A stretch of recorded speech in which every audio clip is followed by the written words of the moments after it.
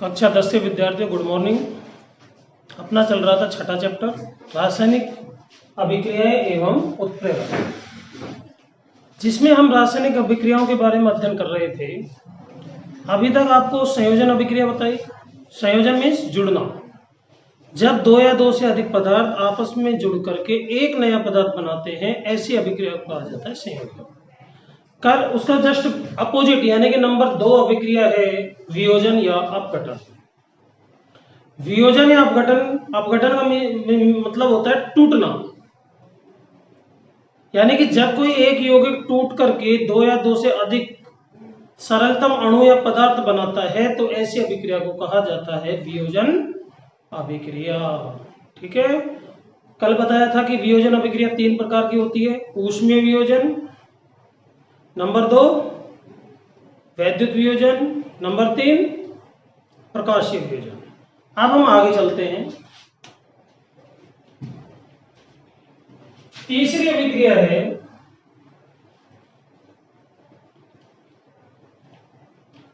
विस्थापन अभिक्रिया।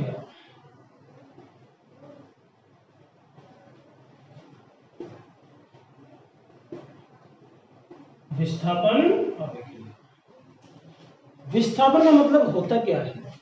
विस्थापन का मतलब होता है किसी एक चीज को हटा करके या एक समूह को हटा करके उसके स्थान पर कोई दूसरा समूह आ जाता है तो इसको कहा जाता है विस्थापन। तो विस्थापन अभिक्रिया में क्या होता है, एक यौगिक और एक तत्व क्रिया करते हैं। जो तत्व होता है वो ज्यादा क्रियाशील होता है, इसलिए पहले यौगिक में कम क्रियाशील तत्व को हटा देता है और उसके स्थान पर खुद जम जाता है, खुद आ जाता है। इसको कहेंगे विस्थापन। संकेत रूप में हम ऐसे कह सकते हैं इसको, जैसे ये एक यौगिक है,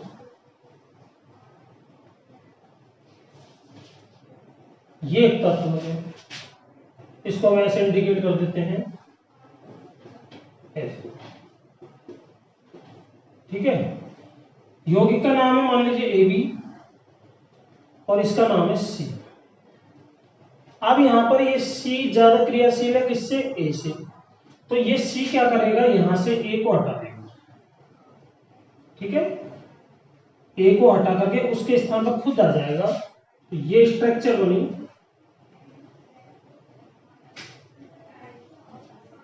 इस तरह से, यानी कि A हट गया, A के स्थान पर कौन आ गया है? C। तो ये C और ये B क्या नाम हो गया? CB, या आप BC लिख सकते हो, कोई फर्क नहीं पड़ता उससे। ठीक है, तो यहां पर हमने देखा अधिक क्रियाशील तत्व कम क्रियाशील तत्व को हटा देता है, उसके स्थान पर स्वयं आ जाता है। ऐसे अभिक्रिया को कहा जाता है विस्थापन। अब फॉर एग्जांपल, जैसे पहला zinc plus copper sulphate CuSO4। बच्चों आप जानते हो जिंक ज्यादा क्रियाशील है, 8वीं क्लास में आपने पढ़ा भी है। 8वीं क्लास में आपको बताया था कि जिंक ज्यादा क्रियाशील होता है किससे? लोहे से। और लोहा ज्यादा क्रियाशील होता है किससे? कॉपर से। तो कॉपर से ज्यादा क्रियाशील कौन है? जिंक। तो जिंक यहां पर क्या करेगा, इस Cu को हटा देगा। Cu को हटाकर खुद उसके स्थान पर आ जाएगा। Cu को हटा दो, उसके स्थान पर Zn आ जाएगा। तो ZnSO4 प्लस Cu। तो यहां पर Cu का विस्थापन किसने कर दिया है? जिंक ने। ऐसी अभिक्रिया को कहा जाता है विस्थापन अभिक्रिया। और एग्जांपल देख सकते हैं, Zn प्लस FeSO4, क्योंकि Zn ज्यादा क्रियाशील है किससे? Fe से। ठीक है, तो Zn जो है वो Fe को हटा देगा, क्या आ जाएगा? ZnSO4 plus Fe। ये भी एक विस्थापन अभिक्रिया होगी। और एग्जांपल लिख सकते हैं, यहां पर आप देख लो लोहा जो है Fe वो ज्यादा क्रियाशील है किससे? Cu से। तो इसकी भी अभिक्रिया लिखी जा सकती है Fe प्लस CuSO4। Fe ज्यादा क्रियाशील है तो Cu को ये हटा देगा, स्वयं उसके स्थान पर आ जाएगा, क्या बन जाएगा? FeSO4 plus C। तो ये जितने भी अभिक्रियाएं हैं ये सब कौन सी अभिक्रियाएं हैं? विस्थापन अभिक्रिया। ठीक है, तो विस्थापन अभिक्रिया की परिभाषा क्या लिखेंगे?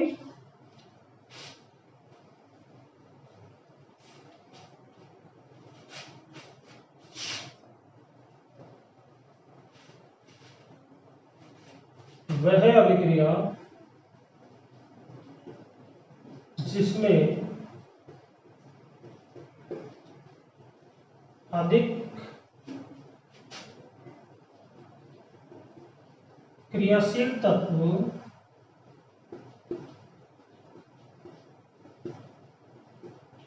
कम क्रियाशील तत्व को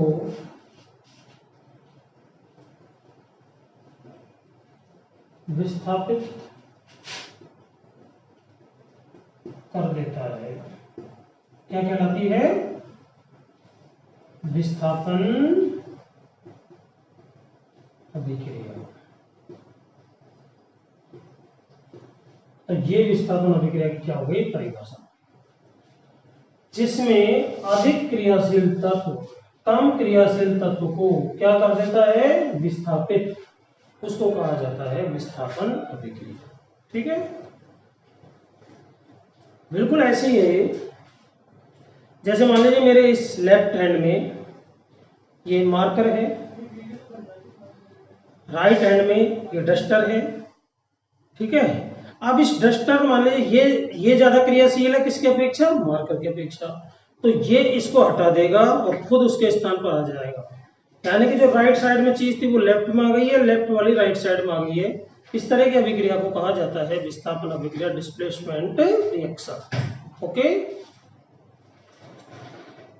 ध्यान रखने वाली बात यह है कि विस्थापन अभिक्रिया में एक यौगिक होता है, दूसरा तत्व होता है। तत्व ज्यादा क्रियाशील होता है अपेक्षाकृत यौगिक के।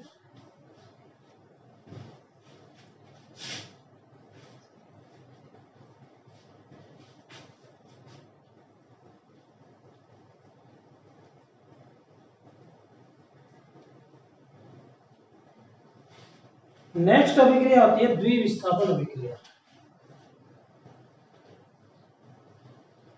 नंबर 4।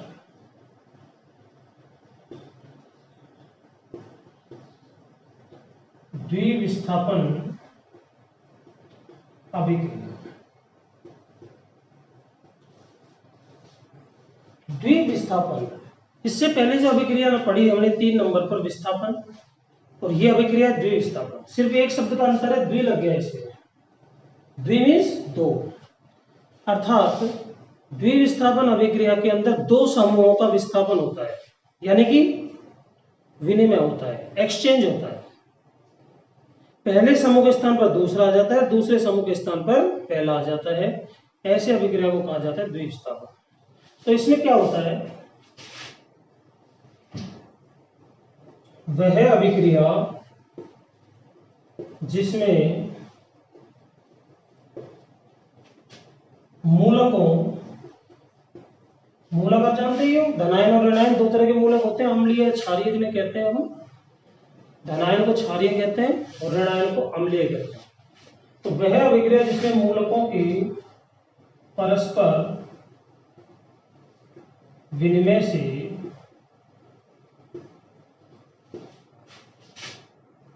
दो नए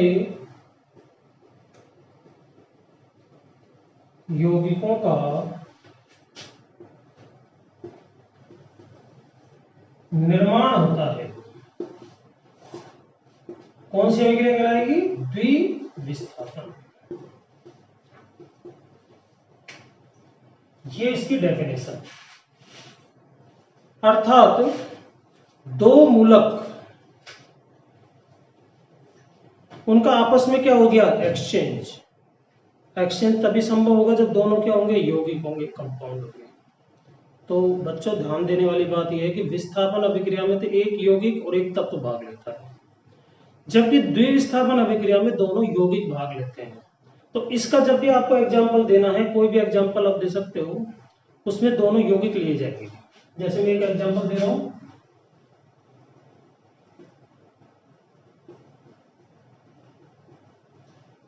बेरियम क्लोराइड। क्या सूत्र होगा? बेरियम मतलब Ba संयोजकता 2, क्लोराइड मतलब Cl संयोजकता 1। इंटरचेंज करेंगे, ये वाली संयोजकता यहाँ जाएगी और ये वाली एक को लिखते नहीं है, अशुभ माना जाता है। तो ये हो गया BaCl2। बेरियम क्लोराइड का फॉर्मूला क्या हो गया? BaCl2 प्लस इसकी अभिक्रिया करवा दें हम किससे,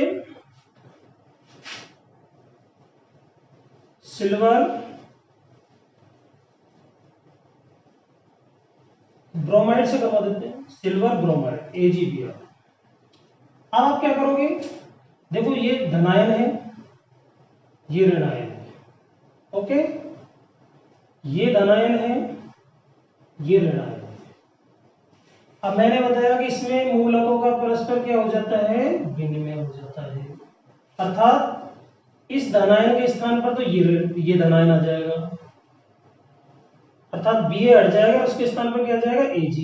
तो Ag और Cl क्रिया करके क्या बनाएंगे, AgCl प्लस इस धनायन के स्थान पर कौन आ जाएगा, ये वाला। एक्सचेंज कर रहे हैं, पहले के स्थान पर दूसरा, दूसरे के स्थान पर पहला।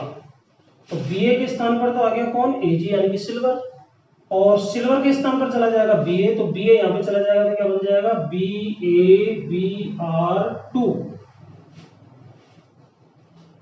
ठीक है, अब ये कंफ्यूज मत होना, ध्यान रखना, तुम ये कहोगे कि Br तो एक है, फिर दो कैसे हो गए। ये अकॉर्डिंग टू वैलेंसी यानी कि संयोजकता के अनुसार होता है, जो आपको पहले बताया जा चुका है। क्योंकि यहाँ पर बेरियम की संयोजकता कितनी है, 2, Br की कितनी है, 1। जब इनको आपस में इंटरचेंज करेंगे तो 2 यहाँ पर आकर के फॉर्मूला बन जाएगा BaBr2, 2 यहाँ पे आ जाएगा, तो फॉर्मूला होगा BaBr। तो ये ध्यान रखने वाली बात है कि ये Br है या Br2 हो सकता है, यहाँ Br2 और Br हो सकता है, ये संयोजकता के अनुसार डिसाइड होता है। आगे आप संतुलित उसको कर ही लोगे। संतुलित इसको कैसे करेंगे, यहाँ पर Ba1, यहाँ Ba1, यहाँ Br1, यहाँ पे Br2, तो यहाँ पे 2 लगा दो।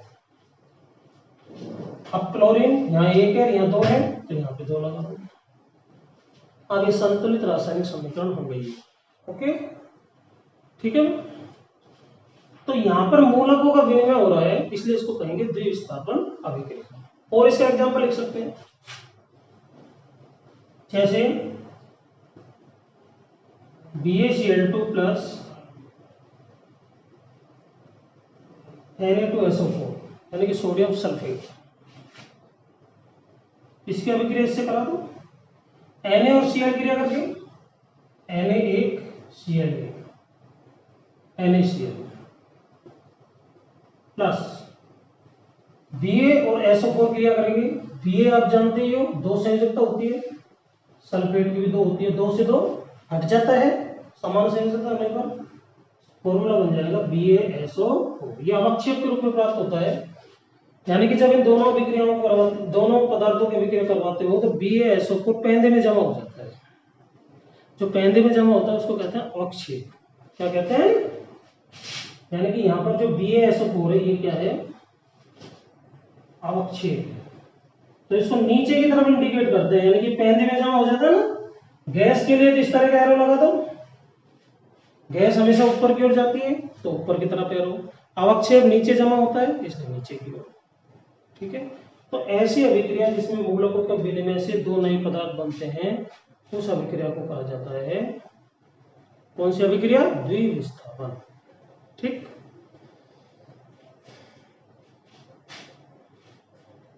ध्यान देंगे, समझेंगे।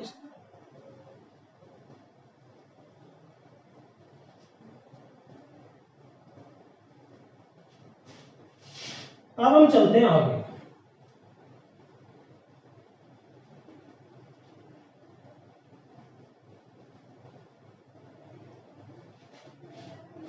नेक्स्ट अभिक्रिया है नंबर 5, कौन सी, उत्क्रमणीय एवं अनुत्क्रमणीय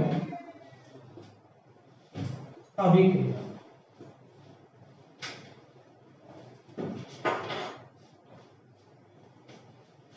उत्क्रमणीय अभिक्रिया क्या होती है, जो दोनों साइड चलती है, रिवर्सेबल। पहले ही बताया था, अर्थात क्रियाकारक आपस में क्रिया करके क्रियाफल बनाते हैं और क्रियाफल आपस में क्रिया करके क्रियाकारक बनाते हैं। ऐसी अभिक्रियाओं को कहा जाता है उत्क्रमणीय। उत्क्रमणीय मीन्स दोनों दिशाओं में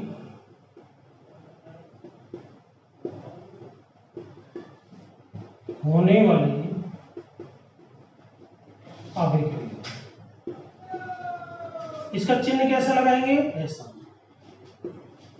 रिवर्सिबल वाला। और अनुत्क्रमणीय अभिक्रिया क्या होती है?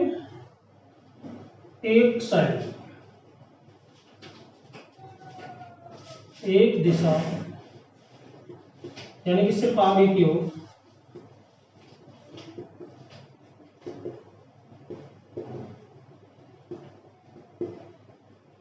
होने वाली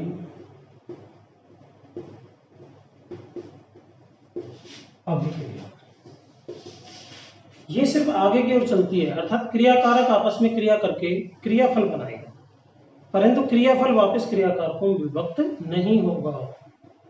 तो जो अभिक्रिया दोनों साइड चलती है, अग्र और प्रतीक,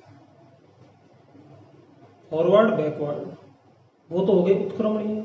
और जो अभिक्रिया केवल फॉरवर्ड आगे की तरफ ही चलती है उसको कहा जाता है कौन सी? अनुत्क्रमणीय। अनुत्क्रमणीय के लिए सिंपल एरो लगाएंगे इस तरह से,